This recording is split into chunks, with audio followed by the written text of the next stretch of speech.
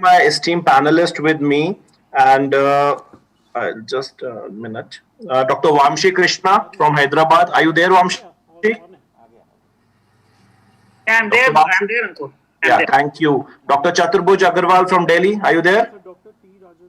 Yes, sir, I am here. Thank you. Dr. Anita Ramesh from Chennai. Dr. Anita? No, she's not there. Dr. Amol Akhade from Mumbai. I think Amol is not there. I can see Dr. Present, Somash. sir. Amol is there. Dr. Attendance SB I can see. And Dr. Dio I can see. And Dr. Arun Kumar from Bangalore. Yes, sir. I'm there. Yeah, so all are there except Dr. Anita Ramesh. And very good morning and great initiative by Dr. Govind Babu and Dr. Prasad for this hybrid uh, thing. So I have two surgeons with me, but unfortunately, this whole slides is on a medical oncology break. But we will incorporate Dr. Dio and Dr. Somashekhar SP for their insights on what's happening new. Dr. Bhavna has set the stage very well, and I would be going through the major breakthroughs which are very important from an oncologist perspective. Next slide, please. So I will be basically concentrating on triple negative breast cancer, the famous IM patient 130 trial, and the antibody drug conjugates, which has doubled up the survival. I'll be speaking on metastatic breast cancer, hormone receptor positive, huge breakthrough when CDK4/6 inhibitors, and how to choose, how to select one of the three, the basic Monday morning practice, and certainly I'll be touching HER2 positive, the tucatinib combination in brain metastasis, which is always a problem in HER2 positive breast cancer.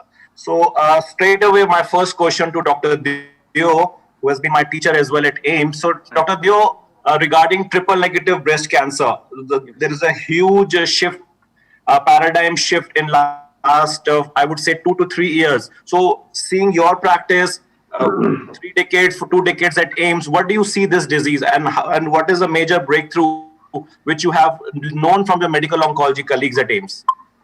Yeah, Ankur, I think this is one of the areas where I think a lot of research is being focused on TNBC, and the breakthroughs, I think, as Dr. Bhavna has also highlighted, and as you have also highlighted, the systemic therapy breakthroughs are, I think, coming in a big way. So overall, our approach to TNBC has changed. Now we are making decisions based on the molecular makeup of the tumors and systemic therapy approaches. Right now in TNBC, as of now, we have not introduced this new trial into routine clinical practice yet, but the standard chemotherapies are already going on. And we are seeing with the new exciting trials showing a good CR rates. I think the future is going to be exciting in TNBCs. Yeah, thank you. Very well said, Dr. Deo. Next slide, please. Next slide, organizers. So Dr. Vamshi, so when we talk about triple negative breast cancer, gone are the days when we say ER/PR HER2 negative. Then came the quadruple negative, androgen receptor positive or negative. So in 2020, when we're talking about breakthrough in medical oncology in breast cancer, so what do you see as a new biomarker which would you like to do for your patients in your clinic when the patient wants everything best from you? So Ankur, I think there's a lot of work going on in TNBC, but ask me, I think the only thing which I would look for is the PDL1 right now. High PDL1, I would give. You hear me now? Yeah. So what I'm saying is, though there is a lot of excitement about this, I personally feel in Monday morning starting practice, the only change I would do is probably do a PDL1. The immunotherapy data is not as good as I would like it to be, but it's the best we have got right now. So in first line, immunotherapy plus nab-pacli is the only thing which is slightly good for PDL1 positive. But it is, after the IM question 131, where the paclitaxel arm is big immuno. I don't know how to reconcile these two arms together. How you can reconcile the two trials together. Dr. Chaturbhuj, would you like to add something what Vamshi said?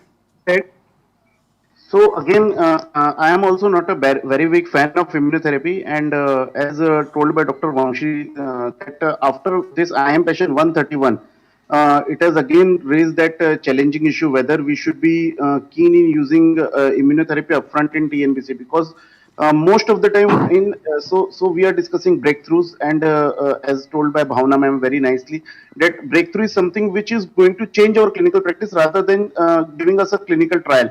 So I don't think that atezolizumab has brought much change, because it has not changed the way I look in TNBC. But what I would like to do is PDL1 in every case of TNBC, because it will definitely provide some insight regarding the prognostication, and I could better prognosticate my patients. And also, if it's a PDL1 very high tumor, then I would be keen in using atezolizumab, but definitely not in PDL1 low tumors. So Dr. Amol from Mumbai, would you like to get some tumor mutational burden? Would you like to get a BRCA testing done on such patients when you encounter triple negative breast cancer? Dr. Amol? As for the, am I audible? Yes, you are audible. Yeah. As per the current evidence, I don't think so there is any greater role of immunotherapy in TNBC as of now. For a refractory patients, maybe we can consider doing PDL1 testing or tumor mutation burden or BRCA testing. But as of 2020, probably the only thing that I will like to change in my practice as far as triple negative is concerned is maybe addition of maintenance capecitabine based upon a trial data which was published. So in an adjuvant setting, I don't. Therapy added yet to the. Thank you, Dr. Amol. So my panelist clearly says that in such with triple negative breast cancer, which is a difficult disease upfront every time, everywhere, but in the presence of IMpassion 130, 131, and the other trials, my panelists are not very keen. Even we have some phase 2 and phase 3 studies. So, but yes, the biomarker exists for triple negative breast cancer, which includes PDL1, which includes tumor mutational burden. The Keytruda trial have been looking for tumor mutational burdens and the BRCA-ness. So what's one more thing which I would like to ask from Vamshi? Vamshi, if you're getting a PDL1, so the IMpassion 130 use a different platforms, and our pathologists and the clinics do a different platform. So what is the approved platform for PDL1 testing when we have to do in a triple negative breast cancer? It's SP142. There's no doubt, and SP142 is available in India now. So I don't think there's any doubt. Yeah, so SP142 is the platform in which PDL1 testing should be done, and the score should be more than at least 1% to use this IO with the nab-paclitaxel. Next slide, please. So I think we have discussed this. Next slide. So this was the ASCENT trial, which was a randomized phase 3 study of antibody-drug conjugate, the sacituzumab govitecan, versus the treatment of choice in patients who are previously treated with triple negative breast cancer.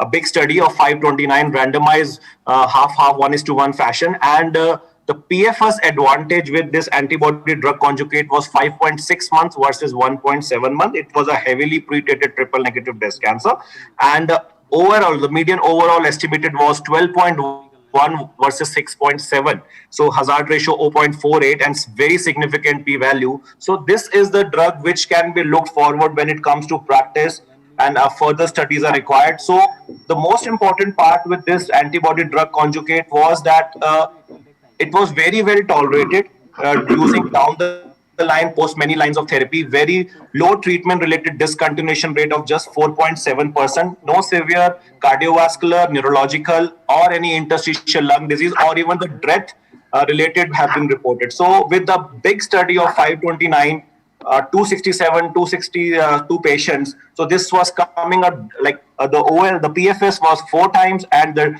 OS was doubled up with this antibody drug conjugate. So it's an evolving science in triple negative breast cancer, and this antibody drug conjugate may bring some hope. And there are studies which are being using neoadjuvant and even adjuvant setting of this ADC complex to getting the best survival. Next slide, please. Next slide. Next slide. So this was what we were discussing, the IMpassion 130, what it had impact on metastatic disease. Next slide. So next slide. So this was a randomized study of IMpassion 130 of using atezo plus nab-paclitaxel versus placebo with nab-paclitaxel. Next slide, you can do that. Next slide. So we can see that So when PDL1 was positive in IM patient 130, it was giving a PFS and OS advantage. However, if unselected patients when we don't know about the PDL1 system, there was no OS benefit. So when PDL1 positive advanced triple negative breast cancer, the PFS was 7.5 versus 5 months, and the OS was 25.0 versus 18 months. And the overall response rate was also high with the combination. Next slide. So again, emphasizing when we had a PDL1 positive, the median overall survival in Atezo arm was 24.4 versus 17.9. And in PDL1 negative, the OS the benefit was not seen. It was close to 19 and 19 months in both the arms. Next slide. Next slide.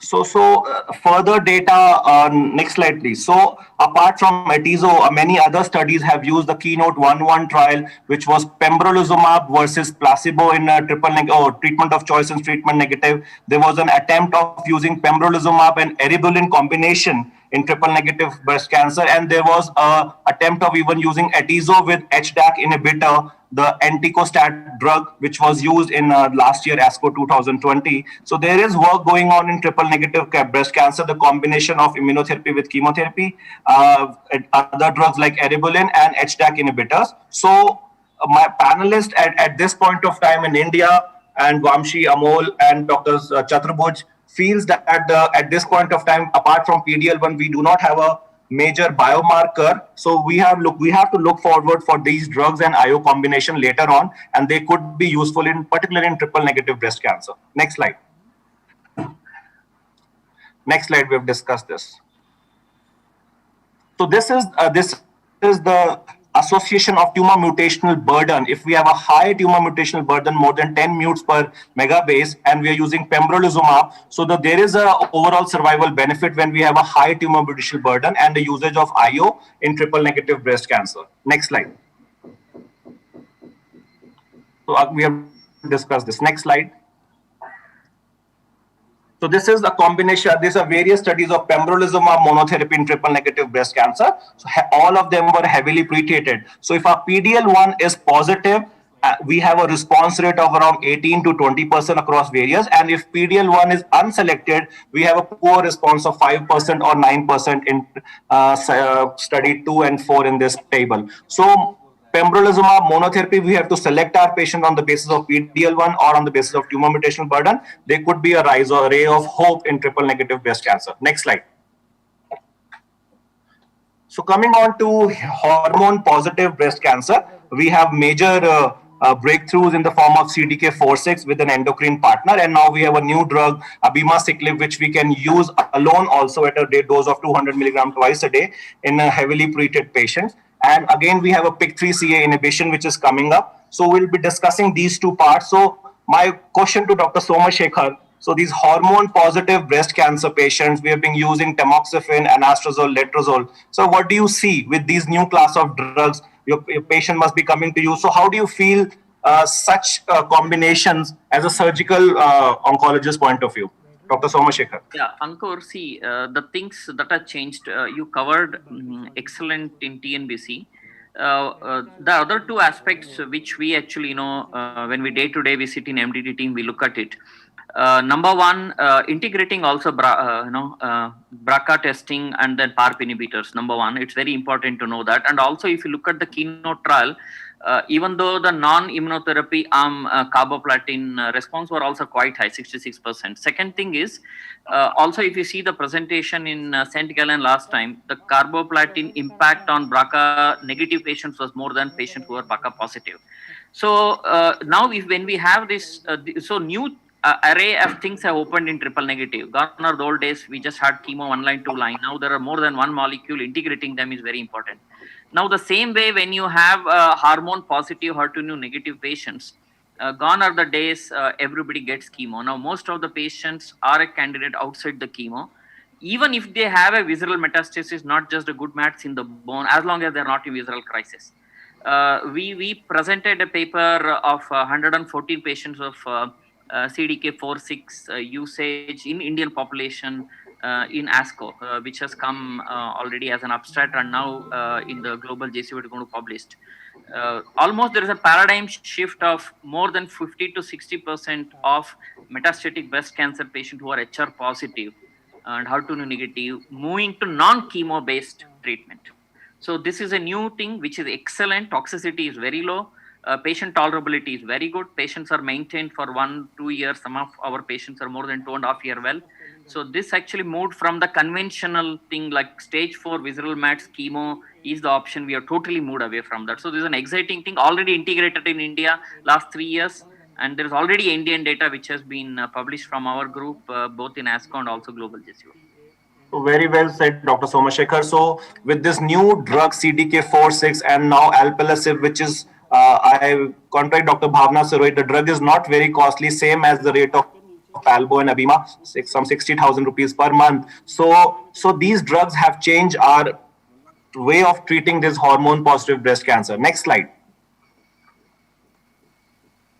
So Dr. Vamshi, we have 3 drugs. We have used Palbo a lot, then we use ribociclib, and now we have abemaciclib.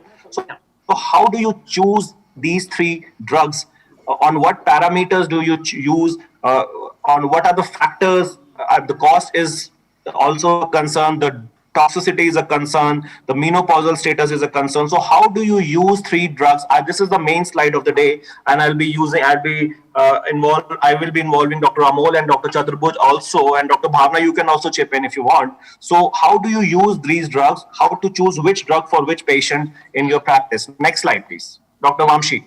So go with the trial data. If you have a endocrine resistance, primary endocrine resistance, then definitely Abema. That's a no-brainer. You have liver mets, again, Abema seems to be the only one with the best data. You have brain mets, the data is not strong, but probably Abema gives you some indication.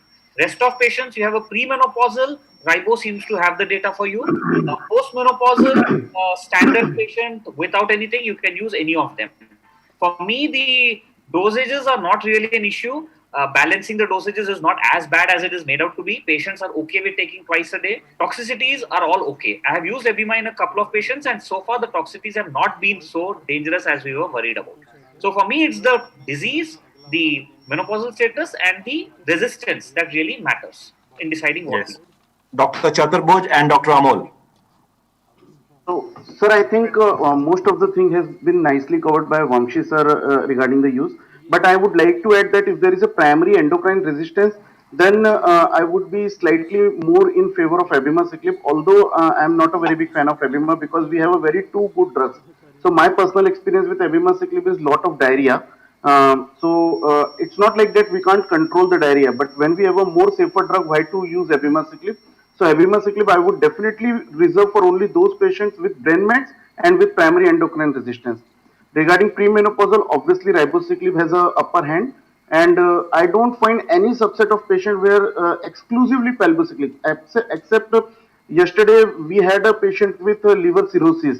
So one rare patient, male breast cancer, metastatic male breast cancer with liver cirrhosis. So we advised him palbociclib. So that is the place where we have a denied liver function. Apart from that, I don't think that palbociclib has upper hand in any of the subset. Dr. Amol? Yeah, if you see all 3 of these are equally good or equally bad. And if you see their molecular structure, there is not much of a difference in any of the 3. And whatever data that we have is based upon who has done the trial for which subset of patient. So yes, I agree with Dr. Vamshi and Dr. Chaturbhuj that based upon the current data, we have certain preferences for certain settings. But if you look into data deep, probably it's all based upon who has done the trial and who was the peer of the trial and was pharma sponsored or not. So I feel that probably all our 3 are equally good or equally bad. I preferred Palbo because of it is available longer time in India. That's the simple reason. So Dr. Bhavna, your words on this, I would give a final statement so what do you feel that, how to choose between these drugs, Abema, Palbo and Ribo? So I normally go with Palbo because it's easily available, and Ribo for premenopausal patients. And again, with the ECGs with ribociclib, I just find it slightly complex. But again, the dosing with 200 milligram is better with Ribo. So I think the cost is pretty much similar. So I agree with Vamshi what he has said. So all my panelists have touched based on each slightly on each and every part. So as Dr. Amol and Chaturabhuj say that it was like the trial in design and the subset analysis which were done, and it was presented in various forums.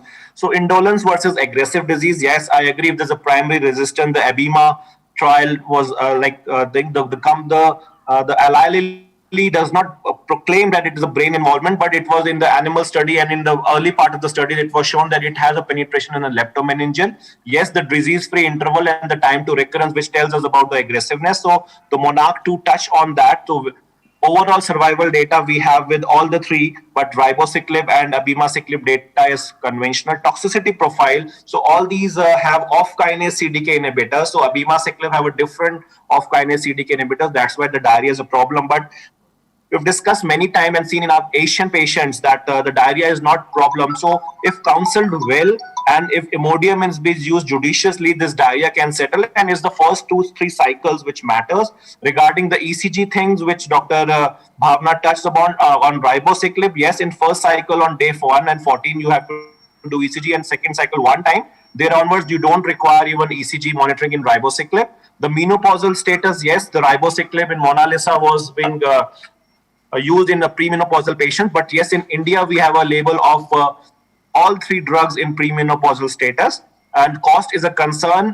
Palbo costly, ribociclib with 200 mg we can cut down, and abemaciclib. So yes, cost comes in the presence. So, but one thing, Vamshi, I would like to know that if the patient who has progressed on adjuvant anastrozole, I'll just give you an example that T2, N2, M0 chemotherapy radiation and on an anastrozole, the patient has progressed. I would say after 4th year, the patient has progressed. So at this point, at which point of time would you do a PIK3CA mutation testing?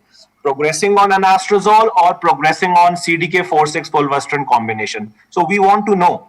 Yeah. So the palbociclib did come out with its data that even if you have a PIK3, palbociclib right now might be the first line of CDK4. So I would test it either upfront or later. But even if I test it and I get PIK3 positive, I will not omit a CDK4/6. I'll give CDK4/6 hormone first, follow it up with a PIK3. In a case like what you're describing, there maybe I may change, but otherwise I would generally go with this sequence. So very well said. Even the NCCN guidelines prefers alpelisib as a second line post CDK4/6 inhibitor, and we have a data on that also, the use of alpelisib post ribo, palbo or abema. So next slide. I will just rush with these slides. I think we have discussed much. So next slide. Next slide. So this was the Parsifal study, which says that your endocrine partner with CDK4/6 can be either a fulvestrant or either can be a letrozole. It does not matter. You can choose as per. So there was a non-inferiority trial in which the curves were kissing each other. So there were no difference between your endocrine partner, whatever we choose. Next slide. Next slide, please. Next slide. We've discussed this. Next slide. Yeah. So PIK3 mutation pathway. So we know that it's an endocrine resistant pathway. Hold on. So PIK3 is an endocrine resistant pathway, and various studies show that it can range from 25 to 40% of the patients. And this is the NCCN 2020, which touches upon the biomarkers, which could be BRCA1, PIK3CA, PDL1, and the rare NTRK mutation and MSI high. So I'm coming on to the PIK3 mutation. It should be done on a blood or a tissue blood or a tissue block if blood is negative, and the drug are alpelisib, and it is a preferred second line therapy post CDK4/6 inhibitor. Next slide. So this is a famous SOLAR-1 trial in which was 1:1 randomization of PIK3 drugs with fulvestrant versus placebo and fulvestrant. So it was giving a good benefit. Next slide. So we can see, I can't see my slide. It's not clear. So the alpelisib and fulvestrant combination was better as compared to palbociclib and fulvestrant, and so was the SOLAR-1 trial. Next slide, please. So with although there was no OS benefit, it was not significant, but it gave a 8 months improvement in overall survival from 31.4 to 39.3. So PIK3C mutation should be done when we are suspecting an endocrine resistance once you have used your AI or palbociclib or abema or ribociclib combination with our endocrine partner. Next slide. So this is very important. So I have like 7-8 patients on alpelisib, and hyperglycemia is a problem. And when we actually have to tell our diabetologists and endocrine colleagues that the SGLT2 inhibitors show a potential in managing hyperglycemia. So apart from using metformin and insulin, these kind of drugs should be used if you're giving alpelisib to your patient with fulvestrant combination. Next slide. So the clinical benefit of this combination in post-CDK4/6 setting is supported with a real-world or external comparison, which was being dealt by Dr. Vamshi Krishna, that he would be using these drugs in a second line post usage of CDK4/6 inhibitors. Next slide. So this is the last presentation. I have just 5 minutes with me. So to recent development in HER2 positive breast cancer, and now I'll be touching on tucatinib trial. Next slide. So this was a HER2 CLIMB study, a tucatinib versus placebo added to trastuzumab and capecitabine for previously heavily treated HER2 positive metastatic breast cancer with brain metastasis. Next slide. So this was the progression-free survival, the overall survival, and the progression-free survival, the intracranial progression-free survival, there was a benefit of around 46%, 34%, and in the brain metastasis, 52%. So this drug, when combined with trastuzumab and capecitabine, had a huge advantage when given in combination. Next slide. So this was a progression-free survival with brain metastasis. So 1 year PFS was 25% with this combination of tucatinib, trastu, and capecitabine. However, it was 0% at 1 year PFS, and the median PFS was 7.6 months versus 5.4 months with a hazard ratio of 0.48. So this drug gives a good PFS advantage. Next slide. So this is a CNS PFS advantage of 40% versus 0% at 1 year, and 9.9 versus 4.2 months in CNS PFS. So when there's an active brain metastasis, it gives a good progression-free survival in combination. Next slide. Next slide. So this is the OS benefit of 70.1 or 1 year estimated OS versus 46.7, and median OS of 18.1 versus 12 months when you have a brain metastasis and you give this combination as compared to standard trastuzumab and capecitabine. Next slide. This is active brain metastasis. So they have differentiated active and stable brain metastasis in HER2 positive breast cancer. So again, coming on to doubling of the CNS intracranial PFS of 9.5 versus 4.11. So this drugs with combination with trastuzumab and capecitabine seems promising. And once it is available in the market, then it will be benefit our HER2 positive patients, particularly with brain metastasis. Next slide. I think we've discussed this. Next slide. Next slide. Next slide. So intracranial response rate with this combination was 47% as compared to just 20% when we use capecitabine and trastuzumab. Next slide. So tucatinib to trastuzumab and capecitabine has doubled up the intracranial response rate. The PFS, CNS PFS is better as compared to the standard thing. So I think this combination is going to be a breakthrough in breast cancer with HER2 positive breast cancer with brain metastasis. Next slide. So I think we have discussed triple negative breast cancer. We have discussed hormone positive breast cancer and HER2 breast cancer. And Dr. Bhavna Sirohi touched amazingly well on prevention and hormonal therapy. And thank you all the panelists and the organizers for this opportunity. I hand over to the organizers for the further proceedings. Thank you.